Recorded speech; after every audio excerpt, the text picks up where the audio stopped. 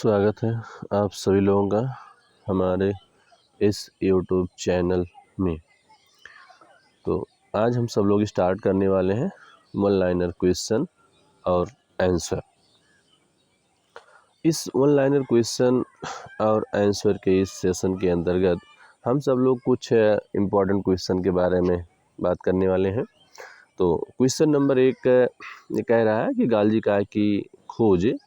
तो गाल्जी काय के खोजकर्ता कैमलो गाल्जी हैं और ये जो गाल्जी काय सेल ऑर्गन्स होता है ये एक प्रकार की स्रावी कोशिका होती है, सीक्रेटरी सेल्स होती है।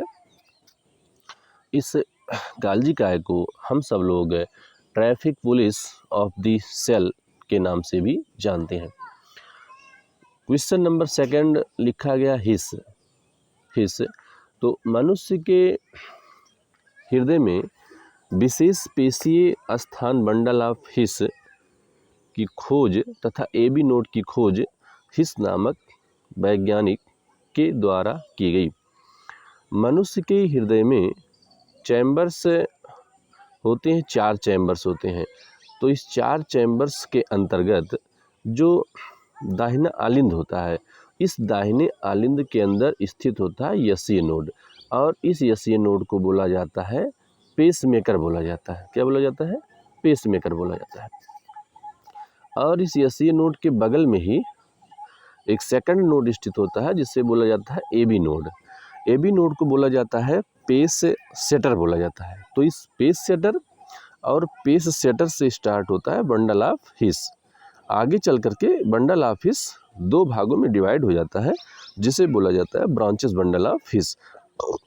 और यही ब्रांचेस बंडल ऑफ हिस आगे चल करके पुरकिंजी फाइबर्स में डिवाइड हो जाता है।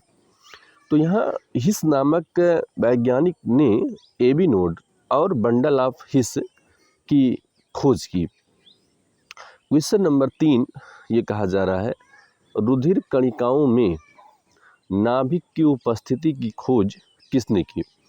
तो हंटर नाम के साइंटिस्ट ने मनुष्य कि शरीर में जो ब्लड है उस ब्लड के अंतर्गत केंद्रक की उपस्थिति का पता लगाने का कार्य किए हैं। तो हंटर ने रुधिर कणिकाओं में नाभिक की उपस्थिति की खोज की। वैसे जो लाल रक्त कणिकाएं होती हैं उसके अंदर न्यूक्लियस नहीं पाया जाता, लेकिन जिन रक्त कणिकाओं के अंदर नाभिक की उपस्थिति होती है उसके बारे में बताने का जो श्रेय है वो हंटर नामक साइंटिस्ट को है। क्वेश्चन नंबर 4 विलियम हार्वे ने मनुष्य के रुधिर परिसंचरण की खोज की।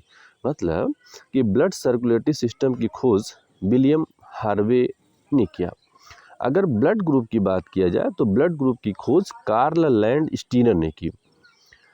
स्लाइडिन तथा स्वान ने सेल थ्योरी की स्थापना की। कोशिका सिद्धांत के बारे में अपना विचार देने का जो श्रेय है वो स्लाइडिन तथा स्वान को है। स्लाइडिन एक बॉटेनिस्ट हैं जबकि स्वान एक जूलॉजिस्ट है। इन दोनों वैज्ञानिकों के सहयोग से कोशिका सिद्धांत की स्थापना हुई है। जियो तथा लीवान ने मनुष्य की कोशिकाओं में गुणसूत्रों की संख्या 2n बराबर 46 बताई। मीन्स मनुष्य के शरीर में जितनी भी कोशिकाएं होती हैं उन समस्त कोशिकाओं के अंदर 46 क्रोमोसोम्स होती है। ये बताने का जो श्रेय है वो जियो तथा लीवान को है। National dairy research institute Karnal Haryana में स्थित है। Central drug research institute Lucknow में स्थित है। तो national dairy research institute Karnal Haryana में स्थित है जबकि सेंट्रल ड्रग रिसर्च इंस्टीट्यूट ये कहाँ पर स्थित है? लखनऊ में स्थित है। लाल रक्त कणों का जीवन काल 120 दिन का होता है। मतलब कि जो रक्त कणिकाएं होती हैं शरीर में बनती रहती हैं और जो पुरानी कोशिकाएं होती हैं वो लगातार नष्ट होती रहती हैं। तो मनुष्य के शरीर में जो रक्त कणिकाएं होती हैं इनका बनना और बिगड़ना ये कंटिन्यू चलता रहता है। तो रक्त कणिकाओं के निर्माण को बोला जाता है हीमोपोएसिस और रक्त कणिकाएं जब नष्ट होती हैं तब उसे बोला जाता है हीमोलाइसिस। सामान्य रक्तचाप 120/80 mmHg होता है। अगर ये पूछा जाए कि मनुष्य एक नॉर्मल स्वस्थ व्यक्ति का सामान्य रक्तचाप कितना होता है तो 120/80 mmHg होता है। सर्वदाता रक्त समूह ब्लड ग्रुप ओ को बोला जाता है। सर्वग्राही रक्त समूह AB को कहा जाता है। ब्रीदिंग रेट 16 से 20 बार प्रति मिनट होता है। मीन्स एक सामान्य स्वस्थ व्यक्ति 1 मिनट में 16 से 20 बार प्रति मिनट श्वसन क्रिया करता है, जिसे नॉर्मल ब्रीदिंग रेट बोला जाता है। डेंटल फार्मूला, तो जो डेंटल फार्मूला होता है वो एडल्ट का अलग होता है, चिल्ड्रन का अलग होता है। डेंटल फार्मूला एडल्ट का होता है 21-23/21 × 2 बराबर 32 मतलब 32, और बच्चे का होता है 21-20/21 × 2 बराबर 20। तो मनुष्य के जीवन में दांत कितनी बार आते हैं? 2 बार आते हैं। एक जो पहली बार आता है उसे दूध का दांत बोला जाता है, और जो फाइनली जो परमानेंट दांत आते हैं उसकी संख्या 32 होती है, उसे अस्थायी दांत बोला जाएगा।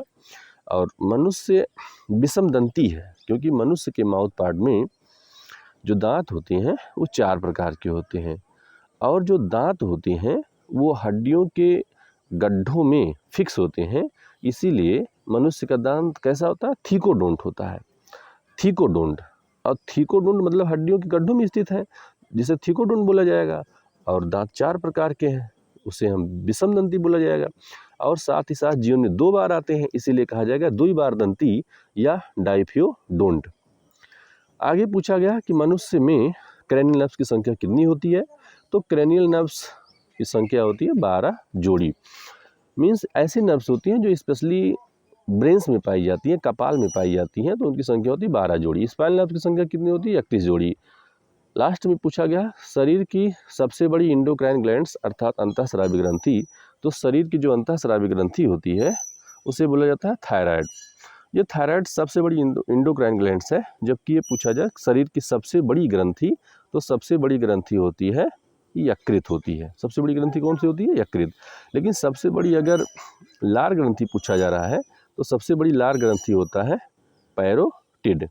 पैरोटिड लार ग्रंथि होती है, सबसे बड़ी ग्रंथि यकृत होती है, सबसे बड़ी एंडोक्राइन थायराइड होती है। तो जिस तरीके से क्वेश्चन पूछा जाए उसी तरीके से उसका आंसर भी दिया जाए।